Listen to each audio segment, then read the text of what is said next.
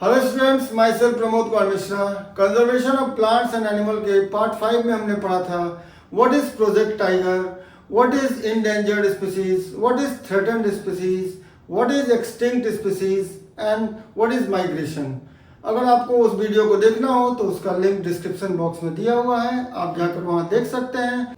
और आज हम लोग conservation of plants and animal में पढ़ेंगे what is reforestation, what is recycling and what is ecosystem।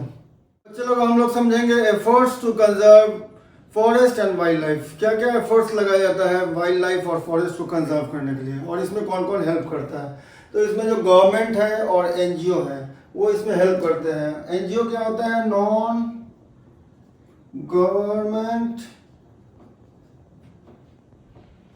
Organisation, ठीक है।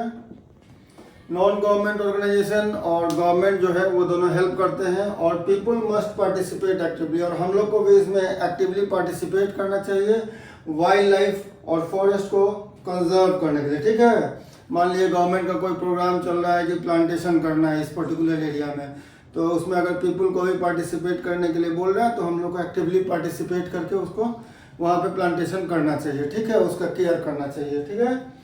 अब बोल रहे हैं रिफॉरेस्टेशन क्या होता है। हम लोगों ने पढ़ा था डिफॉरेस्टेशन मतलब होता है cutting of trees, massive cutting of trees in forest, उसको बोलते हैं डिफॉरेस्टेशन। रिफॉरेस्टेशन का क्या मतलब हो गया कि जो हम लोग कट कर चुके हैं, जिस एरिया में डिफॉरेस्टेशन हो चुका है तो वहाँ पे हम लोग फिर से पुनः वहाँ पे ट्रीज लगाएंगे, ठीक है। तो इसी को हम लोग बोलते हैं रिफॉरेस्टेशन। तो रिफॉरेस्टेशन क्या हो गया? Restocking the destroyed forest by planting new trees, ठीक है। तो जिस एरिया में डिस्ट्रॉय हो चुका है पूरा फॉरेस्ट, हम उस एरिया में जाके फिर से प्लांटेशन करेंगे तो उसको हम लोग बोलते हैं रिफॉरेस्टेशन। और forest can be replenished bye planting more trees और कटिंग लेस ट्रीज, ठीक है।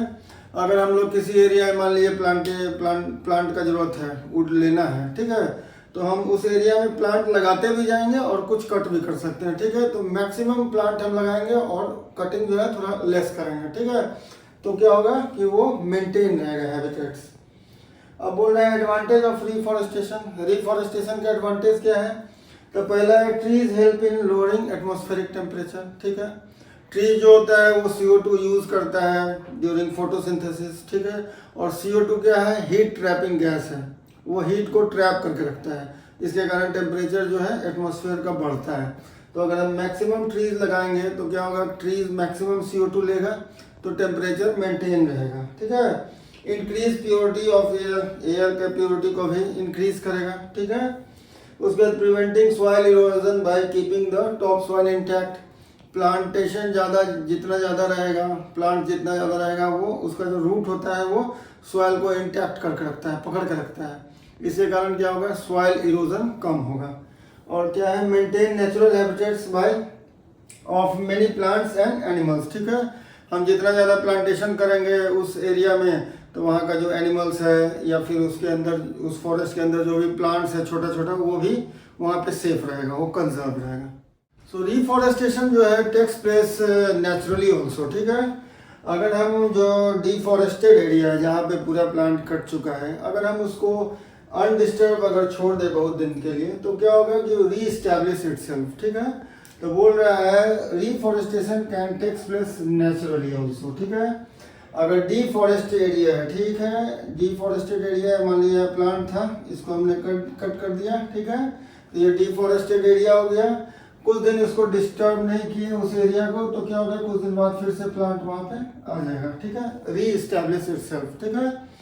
In natural reforestation there is no role of human being, ठीक है। यहाँ पे कोई ह्यूमन बीइंग का रोल नहीं है, वो ऑटोमेटिकली वहाँ से प्लांट जो है, मान लीजिए कोई बर्ड्स आया, वो सीड गिराया और धीरे धीरे प्लांट जो है ग्रो करने लगा तो वो खुद से रीस्टैब्लिश कर दिया, ठीक है। तो यहाँ पे नेचुरल रिफॉरेस्टेशन में there is no role of human being, यहाँ पे कोई भी ह्यूमन बीइंग का रोल नहीं है।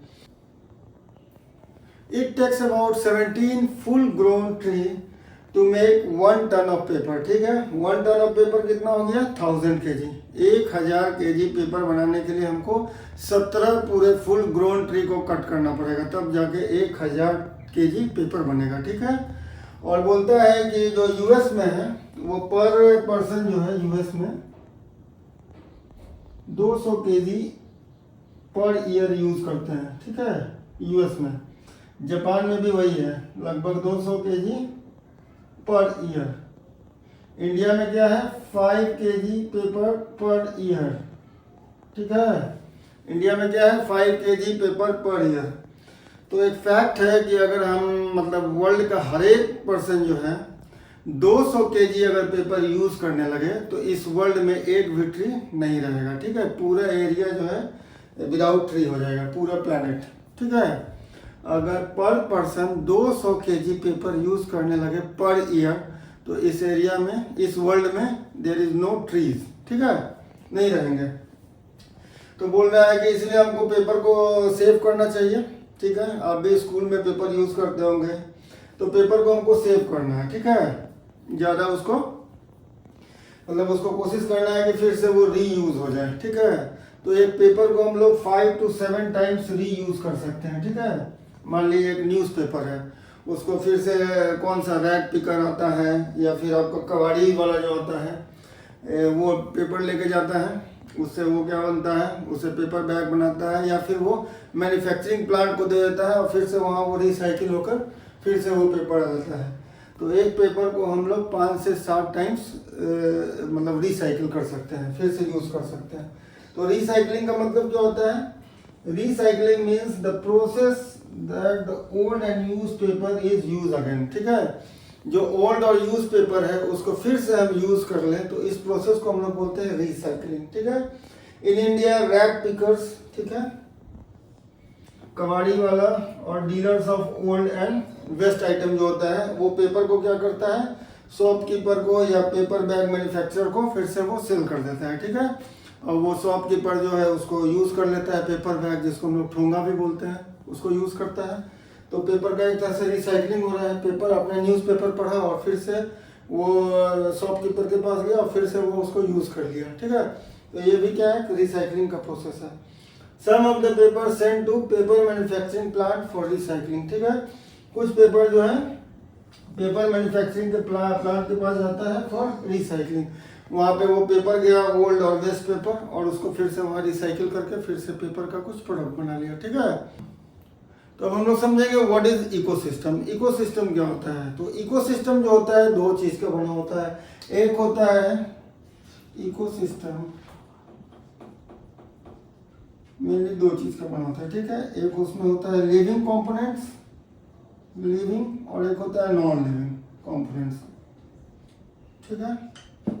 तो लिविंग कंपोनेंट्स में क्या क्या है, प्लांट्स, एनिमल और माइक्रो ऑर्गेनिज्म, ठीक है। ये लिविंग कंपोनेंट्स है। इसमें क्या है, प्लांट्स, एनिमल्स और माइक्रो ऑर्गेनिजम्स, ठीक है। ये लिविंग हो गया। नॉन लिविंग क्या क्या है, तो सॉइल है, एयर है, सनलाइट है, ठीक है, वाटर है, ठीक है। ये सब क्या है, नॉन लिविंग थिंग्स है, ठीक है। तो बोल रहा है इकोसिस्टम क्या है, an ecosystem is made of all the plants, animals और micro organism in an area along with non-living components such as air, water, soil, sunlight, ponds, river, deltas, etc. ठीक है। एक एग्जांपल से हम लोग समझेंगे। मान लीजिए ये एक पॉन्ड है, ठीक है, क्या है, पॉन्ड है, ठीक है। इसमें वाटर है, वाटर क्या है, नॉन लिविंग थिंग्स है, ठीक है। इस पे सनलाइट भी आ रहा है, मान लीजिए सन है, इससे लाइट आ रहा है इसके पास, ठीक है। ये सन है, ये वाटर है, ये सब क्या है, नॉन लिविंग है। इसके अंदर कुछ प्लांटन्स होंगे, छोटे छोटे प्लांट्स होंगे, वाटर प्लांट।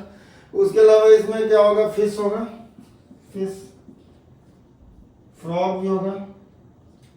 उसके अलावा माइक्रो ऑर्गेनिजम्स होंगे, उसके अलावा एल्गी होंगे।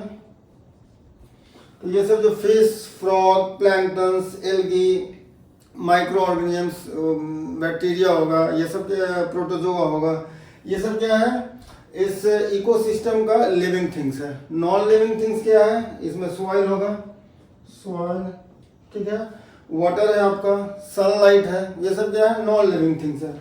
तो एक पर्टिकुलर एरिया में जो भी लिविंग थिंग्स है, प्लांट्स, एनिमल्स, माइक्रो ऑर्गेनिज्म, और उसी पर्टिकुलर एरिया में जो भी नॉन लिविंग थिंग्स है, जैसे एयर, वाटर, सन, यहाँ पे एयर भी होगा, sunlight, soil, ponds, river, delta, ये ठीक है। तो इसको हम लोग क्या बोलते हैं, इस पूरे सिस्टम को हम लोग क्या बोलते हैं, इकोसिस्टम। ठीक है, इसको हम लोग पॉन्ड का इकोसिस्टम बोल सकते हैं। ठीक है।